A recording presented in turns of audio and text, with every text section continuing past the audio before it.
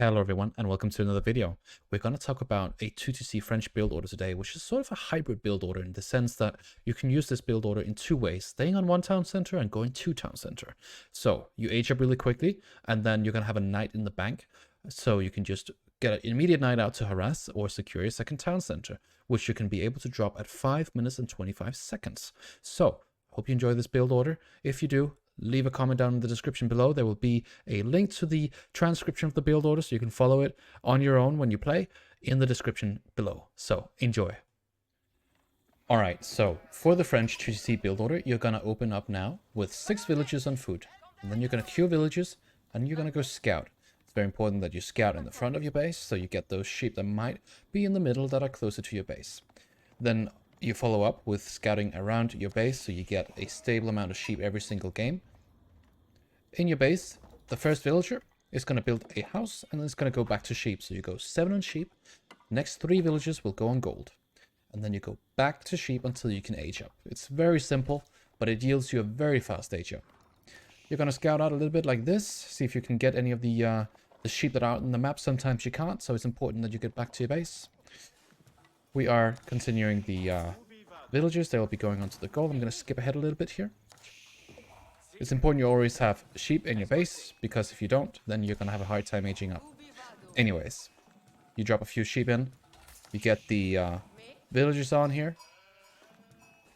And then in a second, at about 2:15, we're going to be able to age up. When it comes to placing the School of Cavalry, it's important we place it at the front of our base so that our knight has a shorter distance to our enemy's base.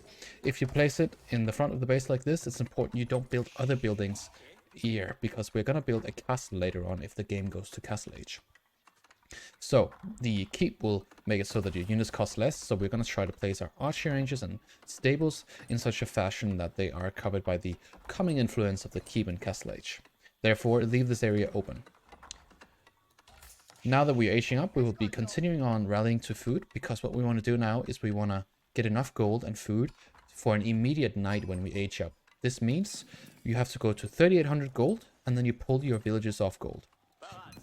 Once you have done that, you're putting them to stone.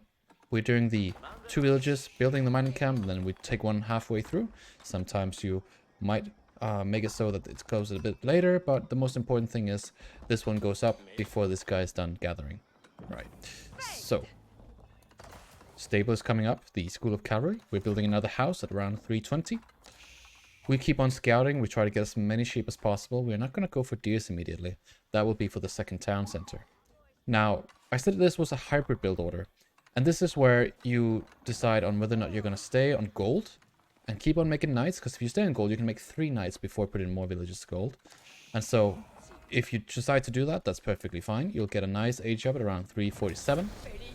And then you can go make an archery range and go aggression. That's one way to play this. You can also decide to go to town center, in which upon age up, you queue a knight. You make sure you have a villager. And after that, you split your villagers in this way. You want to have 4 on food, 9 on wood. And I like to take the straggler trees first, then build a lumber camp. And then you have 5 on stone. So the 3 gold villagers, and then the 2 from the landmark go immediately to stone, so you have 5. This will make it so that at 525, approximately, you're going to be able to drop a town center immediately. So, these guys will be gathering wood. These guys over here stone. You have 4 in food for constant villager production. And now it's 417. Your first knight is out. Important that you scout where you want to hit with that knight. Preferably you want to hit gold. Sometimes you can get a cheeky woodline kill. Never lose this knight. This knight is incredibly important because all it has to do is delay your opponent. For some spears out, it's important that you make your opponent pay for that. So you don't just make a knight and then lose it and then he didn't make a barracks. You want him to make a barracks because that's 150 resources invested into spears. Plus the spears also cost 80 resources per spearman. And so the knight pays off the moment your opponent makes a barracks. If you get a few villager kills on top of that, you are in a very good spot. Right, so you can see now we are almost getting to the 350 stone. We've made a lumber camp because we're running out of straggler trees here. If you micro the villagers here correctly, you can get all the wood you need before you need to go on the lumber camp. But it doesn't really matter. So I would take around 10 villages. You can take 8, it doesn't really matter. Then you put them on a pocket resource that is either going to be the deer or the boar. If you have a really close boar like this, you can do that. If it's more like out here, I wouldn't do it. Put it on the deer for a shorter walk distance and a quicker H-up. And remember to shoot the deer so they don't run away when the villagers kill them afterwards automatically. So try to see if you can kill them somewhat close by here. So now you have the second town center. It's being built. And once it's being built, you want to take a look at the tab from the build order that I put out. I'm also going to tell you how it should be here. But it's basically predicated on how many villages, the split that I'm going to show you, how many villages you need to make constant archers, constant knights, and constant villagers. So what you're going to need is 18 on food. Now this varies, of course, based on the walk distance to the deer, or if you're using berries, if you're using sheep. But approximately 18 on food. You're going to need 7 on wood, so 6 for archers, 1 for houses. Maybe you want to get a mill for upgrades. And then you want to have 5 on gold. The 5 on gold will secure you a constant night production. So, how is this build good? This build is good because it gives you tempo. It gives you the ability to deny resources from your opponent to slow them down, which is a really good thing for you because that gives you even more tempo. And so the weakness of it is that you don't have a lot of units early on. You have 1 knight, so you gotta be able to micro this guy pretty good. You can see he's quite damaged now. So that is something you want to work with. You want to have good micro with this one if you want this knight to be worth it. But ultimately, if you just get that barracks from your opponent out, maybe they make a few spearmen, it's already worth it.